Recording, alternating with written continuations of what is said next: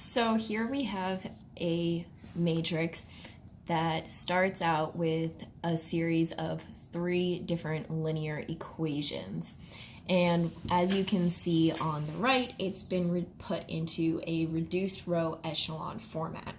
What that means is that in each row and column, in each row there's 1, 1, and the remaining are zeros.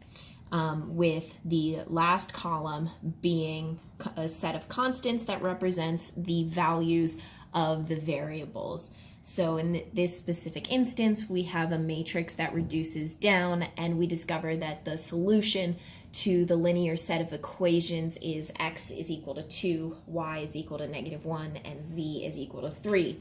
And we know that because the first column of the reduced row echelon format matrix represents the constants for the x variable, and so when we only have one x variable and 0 representations of y and z, we know that it is the same as writing x is equal to the constant at the end of the equation.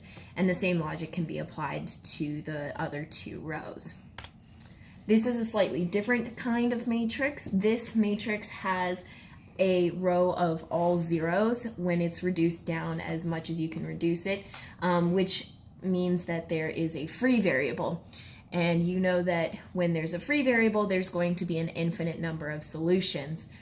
We can see the solution set to this matrix can be described with the linear set of equations displayed slightly below the matrix.